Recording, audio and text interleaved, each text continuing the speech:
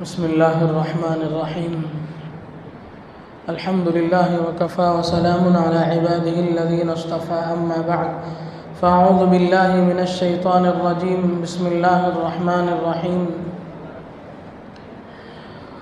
کلوا واشربوا ولا تسرفوا انه لا يحب المسرفین صدق اللہ العظیم۔ میرے محترم بزرگوں دوستو، یہ سورہ اعراف کی ایک آیت کا ایک چھوٹا سا حصہ ہے جس میں اللہ تبارک و تعالیٰ نے کھانے پینے سے متعلق بنیادی اصول بیان فرمایا ہے۔ فرمایا کلوا واشربوا ولا تسرفوا، کھاؤ پیو مگر اسراف نہ کرو۔ اسراف ایک ایسا لفظ ہے جس میں بڑی جامعیت ہے، اس کے بہت سارے معنی ہیں۔ ہم لوگ اس کے ایک ظاہری معنی یہ سمجھتے ہیں کہ اسراف کے معنی بیکار کرنا، اس کا ایک معنی یہ بھی ہے، لیکن اس کے اور بھی معنی ہیں۔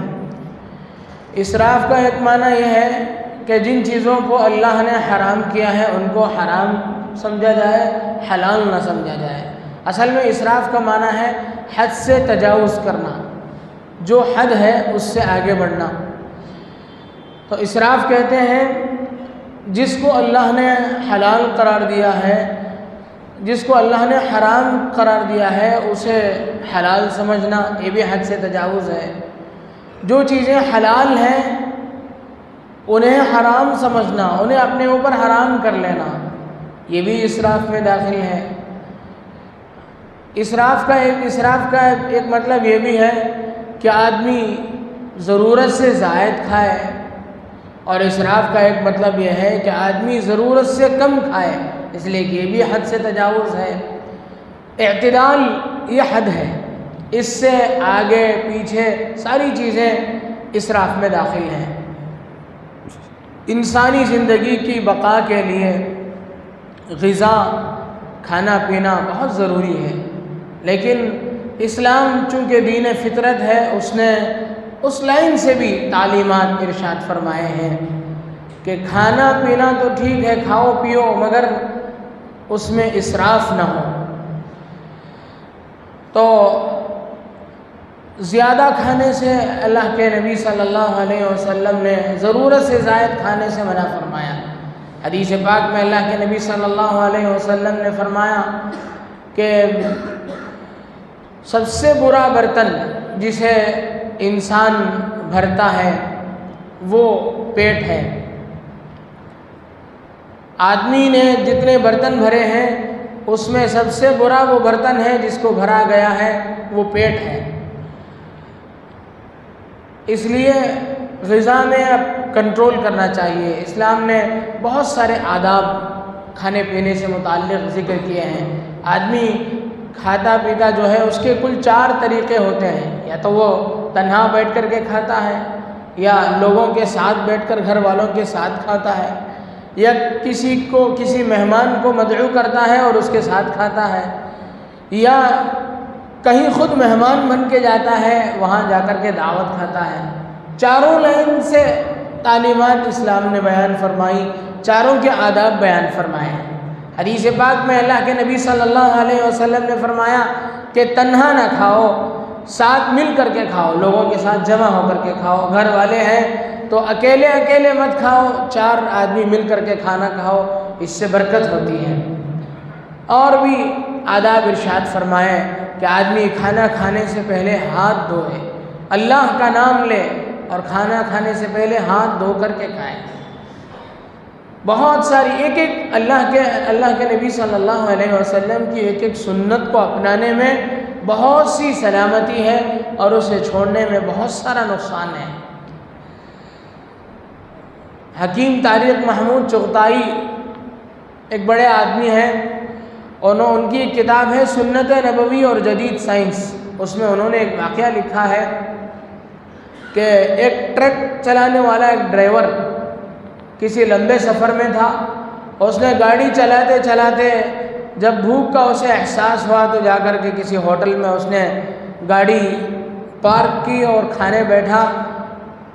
کھانے سے پہلے اس نے، ڈرائیوروں کی عادت ہوتی ہے گاڑی چھوڑنے سے پہلے اور اٹھانے سے پہلے ٹائر چیک کرتے ہیں، اس نے ٹائر چیک کیا اور پھر کھانے بیٹھ گیا، ہاتھ دھویا نہیں۔ کہتے ہیں کہ کھانے کے فوراً بعد اس کا انتقال ہو گیا۔ لوگوں کو شبہ ہوا کہ کھانے میں کچھ ہے۔ جو لوگ ہوٹل میں اس وقت کھانے میں شریک تھے سب پریشان ہو گئے، ہم نے بھی یہ کھانا کھایا ہے، پتہ نہیں کیا اس میں پوائزن ہے، کیا اس میں زہریلا مادہ شامل ہو گیا ہے۔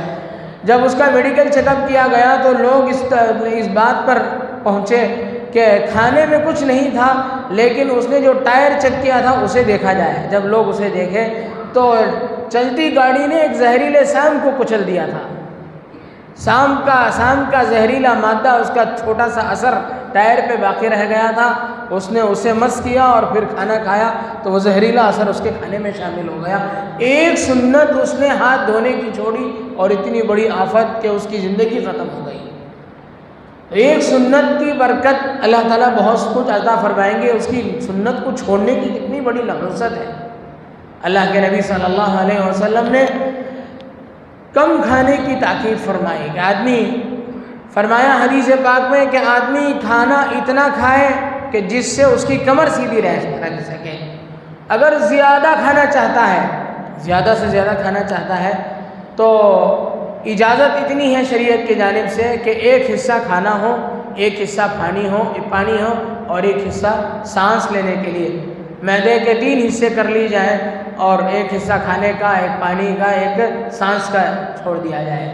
ہم لوگ اسے ہی سب سے نیچے درجہ سمجھتے ہیں، اور اوپر کے درجے کا تو یہ ہے کہ اس کی کوئی حد ہی نہیں ہے۔ اللہ کے نبی صلی اللہ علیہ وسلم اس کے سخت مخالف تھے۔ خلیفہ ہارون رشید کے زمانے میں ایک نصرانی معالج اس زمانے میں حکومت کے دائرے میں رہتا تھا۔ اس نے اس زمانے کے ایک اللہ والے علی ابن حسین واقد، اس زمانے میں خلیفہ کے دور میں وہ رہتے تھے، وہاں حکومت کے دائرے میں وہ بھی رہتے تھے۔ تو اس نے حضرت سے پوچھا کہ تمہارے قرآن نے دین کا علم تو بیان کیا ہے، طب سے متعلق کچھ بیان کیا ہوا نظر نہیں آتا ہے، اس لیے کہ علم 2 ہی ہے، علم الادیان، علم الابدان۔ علم الادیان تو قرآن نے بیان کیا ہے، علم الابدان مجھے نظر نہیں آ رہا ہے۔ تو حضرت نے کہا کہ ایک قرآن کا ایک مختصر سا ٹکڑا ہے، اس نے سارے علم الابدان کو بیان کر دیا، اس نے سارا طب اور ساری حکمت کو اس نے بیان کر دیا ہے۔ حیرت سے پوچھا اس نے کہ وہ کیا ہے، تو انہوں نے یہ آیت پڑھ کے سنائی، کلوا واشربوا ولا تسرفوا، کھاؤ پیو اور زیادتی مت کرو۔ وہ حیران رہ گیا، اس نے پوچھا کہ اچھا یہ تو تمہارے اللہ کا کلام ہے، تمہارے رسول کے کلام میں بھی کچھ ہے؟ تو انہوں نے اللہ کے نبی صلی اللہ علیہ وسلم کی تعلیمات اس کے سامنے پیش کی کہ آپ نے فرمایا کہ معدہ ایک حوض کی طرح ہے، اور اس کی طرف آنے والی رگیں، اس کی طرف جانے والی نالیاں، جتنی جو اس سے نکلتی ہیں وہ ساری چیزیں اس کی طرف اس سے نکلنے والی نالیوں کی طرح ہیں۔ اور آپ علیہ السلام نے فرمایا کہ بھوک لگے تب کھاؤ، اور کھانا چبا کر کے کھاؤ، کھانے سے پہلے ہاتھ دھویا کرو۔ جو تعلیمات اللہ کے نبی صلی اللہ علیہ وسلم کی اس وقت تھی، علی ابن حسین واقد نے پیش کی، تو انہوں نے کہا کہ حکیم جالینوس کے لیے کچھ تمہارے نبی نے چھوڑا ہی نہیں، ساری چیزیں تمہارے نبی نے بیان کر دی۔ تو یہ اللہ کے نبی صلی اللہ علیہ وسلم کی تعلیمات تھی، اور آپ علیہ السلام اس پر بہت زیادہ خود بھی اہتمام کرتے تھے، گھر والوں کو بھی تاکید کرتے تھے۔ ام المؤمنین حضرت عائشہ صدیقہ رضی اللہ عنہا نے ایک مرتبہ ایک دن میں دوبارہ کھانا کھا لیا، اللہ کے نبی صلی اللہ علیہ وسلم کو پتہ چلا تو آپ نے پوچھا کہ یہ بات اچھی نہیں، آپ نے کہا کہ عائشہ یہ چیز اچھی نہیں ہے کہ تم نے دوبارہ کھانا کھا لیا، ہم لوگ 3 مرتبہ کھا کر بھی کمی محسوس کرتے ہیں، 2 مرتبہ انہوں نے کھا لیا تھا۔ تو اللہ کے نبی صلی اللہ علیہ وسلم نے ام المؤمنین کو یہ تاکید فرمائی کہ ایسا نہیں ہونا چاہیے کہ آدمی کھانے ہی کے پیچھے پڑے رہے۔ سلف صالحین اس بات کی ان تعلیمات کی روشنی میں یہ فرمایا کرتے تھے کہ زیستن خوردن برائے زیستن است، نہ زیستن برائے خوردن۔ زندگی جو دی گئی ہے، کھانا کھانے کی جو اجازت دی گئی ہے وہ اس لیے کہ تاکہ زندگی باقی رہ جائے، زندگی اس لیے باقی نہیں ہے کہ آدمی کھاتا ہی رہے۔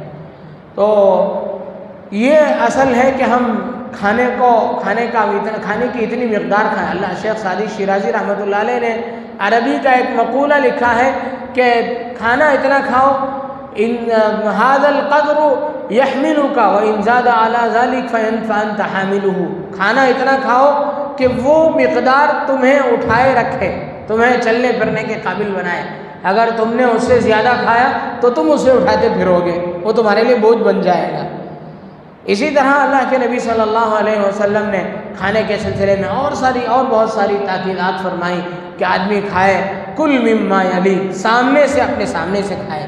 کھانے کا ایک برتن ہے اور آپ کے سامنے کا جو حصہ ہے اسے کھائیں. اور فرمایا کل بیمینی، اپنے داہنے ہاتھ سے کھائے. اجتماعی طور پر کھا رہے ہیں تو کھانے والوں کی رعایت کرے، اپنے ساتھی کے ساتھ نرمی کا برتاؤ کرے.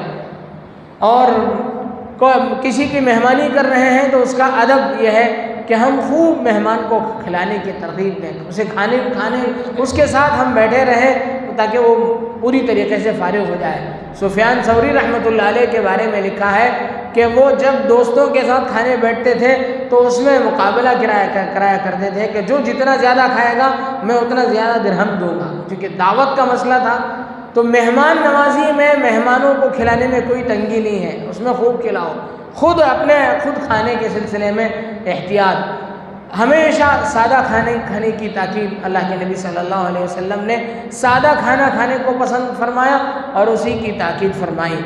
اور بھوک لگے تب کھایا جائے، بھوک پر کھانا کھانا. ہم لوگ کہتے ہیں ٹائم سے کھانا بھی اس معنی کر صحیح ہے کہ آدمی جیسے ہی ٹائم سے کھاتا ہے تو انسان کی یہ فطرت ہے. اللہ نے بدن انسانی کو ایسا ہی ڈیزائن کیا ہے کہ جب بھی وہ کسی چیز کو کوئی کام کرتا ہے تو اس وقت میں اس کا تقاضا شروع ہو جاتا ہے. آدمی کسی وقت میں استنجا جانے کا عادی ہو تو آپ دیکھیں اسی وقت میں اسے استنجا کا تقاضا ہوگا. اسی طرح آدمی دوپہر کے وقت میں کسی وقت میں کھانے کا عادی ہو گیا، صبح کے وقت میں کسی وقت میں کھانا کا عادی ہو گیا، تو اتنی مقدار کھانی چاہیے کہ تاکہ وہ وقت پر ہمیں بھوک بھی لگے. ٹائم سے کھانے کا مطلب یہ ہے کہ اتنا کھاؤ کہ اس وقت پر ہمیں بھوک شروع ہو جائے پھر ہم کھائیں. حضرت شیخ سعدی شیرازی رحمۃ اللہ علیہ نے ایک واقعہ لکھا ہے کہ اللہ کے نبی صلی اللہ علیہ وسلم کے دور میں صحابہ کی خدمت کرنے کے لیے کچھ اطباء باہر سے آئے تھے مدینے میں پہنچے. انہوں نے کئی دنوں تک مدینے میں قیام کیا لیکن کوئی مریض ان کے پاس پہنچا نہیں، کوئی بیمار آدمی ان کے پاس گیا نہیں. ان لوگوں کو پریشانی لاحق ہوئی.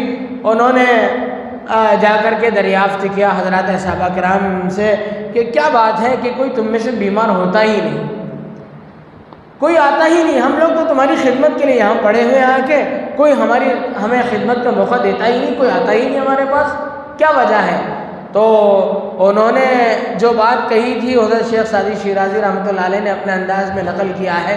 کہتے ہیں کہ جب تک بھوک نہیں لگتی ہے تب تک کھاتا نہیں، اور ہنوز اشتہا باقی مانت کے دست طعام می کشن، ابھی چاہت باقی رہتی ہے کہ ہاتھ کھانے سے اٹھا لیتے ہیں. جب تک یہ بھوک نہیں لگتی ہے تب تک کھاتے نہیں ہیں، اور ابھی کھانے کی چاہت باقی رہتی ہے، بھوک تو ختم ہو جاتی ہے، چاہت باقی رہتی ہے، ہاتھ کھانے سے اٹھا لیتے ہیں. یہی ان کی صحت کا راز ہے. تو یہ ہونا چاہیے کہ کچھ اشتہا ہم اپنے اندر باقی رکھ کے اٹھ جائیں. اسراف میں یہ بھی لکھا ہے، بڑوں نے لکھا ہے کہ ان من الاسراف ان تأکل ما اشتہیت، ان کل ما اکلت مشتہیت، کہ اسراف میں یہ بھی داخل ہے کہ جب جو جی چاہے کھا لے، ابھی من کر رہا ہے کچھ کھانے کو ابھی کھا لے، یہ بھی اسراف میں داخل ہے، اسے بھی اسراف میں شمار کیا ہے. اس لیے ہمیں چاہیے کہ کھانا ہماری ضرورت ہے، کھانے کو ہم ضرورت سمجھیں اور اسے شریعت کی روشنی میں کھائیں، اللہ کا نام لے کر کے کھائیں. اور جب کھا چکے اللہ نے غذا کو کھانے کے لیے ہمیں میسر فرمایا، جب کھا لیے ہیں تو ہم اللہ کا شکریہ ادا کریں. اور کھانے کو خوب سادہ کھانا چاہیے اور خوب چبا کر کے کھائیں. دانتوں کا کام آنتوں سے نہ لیں. آنتوں میں کوئی مشین، کوئی بلیڈ وغیرہ نہیں ہوتا ہے، وہ تو بھاپ سے پکتا ہے، وہاں پک کر کے ہضم ہوتا ہے. اور کچھ چیزیں شامل ہو جاتی ہیں ایسڈ کے طور پر، جس سے چیز ہضم ہو جاتی ہے، ورنہ جو کچھ کر کے اسے سالڈ کو لکوڈ کر کے جو بھیجنا ہے وہ سب دانت کا کام ہے۔ آدمی پوری طریقے سے سالڈ کو لکوڈ میں تبدیل کرے اور پھر لکوڈ مادے کو بھیجے، پھر جا کر کے نظام اور جو ڈائجیشن سسٹم ہوگا وہ برابر ہوگا، ورنہ یہ ہے کہ ہم دان سے تو پیستے نہیں ہیں، بھیج دیتے ہیں اندر اور پورا کام آنتوں پہ ڈالتے ہیں، تو اب بیچارہ آنت پریشان ہو جاتا ہے۔ تو یہ ہے اسلامی تعلیمات میں ہے کہ ہم کھانے میں اعتدال کو باقی رکھیں، اور جتنا ہم کم کھائیں گے اتنا ہی ہمارے اندر نورانیت ہوگی۔ فرمایا گیا کہ اندرو استعام خالی دار تا درو نور معرفت بھی نہیں، کہ پیٹ کو جتنا ہو سکے خالی رکھو تاکہ تم معرفت کا نور دیکھو۔ لیکن آدمی کو بھوک لگنے پر اور ضرورت محسوس ہونے پر کھا لینا چاہیے۔ کوئی آدمی ضرورت پڑ رہی ہے، کھا نہیں رہا ہے، روزے سے نہیں ہے، نارمل وقت ہے، کھانا بھی میسر ہے، کسی ضد اور کسی وجہ سے کھا نہیں رہا ہے، اور اسی طرح اگر وہ کھائے بغیر ہلاک ہو گیا یا کمزور پڑ گیا تو اللہ کے ہم مؤاخذہ ہوگا، گنہگار ہوگا، بدن کے بارے میں ہم سے پوچھ ہوگی۔ ان اللہ اشتری من المؤمنین انفسهم واموالهم بان لهم الجنہ، اللہ نے انسانی جان کو اور مال کو جنت کے بدلے میں خرید لیا ہے۔ ہم اس کے مالک نہیں ہیں، ہم اس کے محافظ ہیں اور اس کے امین ہیں، اس لیے ہمیں اس کی قدردانی کی ضرورت ہے۔ اللہ تبارک و تعالیٰ سے دعا ہے کہ اللہ تبارک و تعالیٰ جو باتیں فطرت کے لائن سے اور زندگی کے لائن سے جتنی باتیں بتائی گئی ہیں، ہمیں ہر بات میں دین کا اور شریعت کا لحاظ کرنے کی توفیق نصیب فرمائے۔ آمین و آخر دعوانا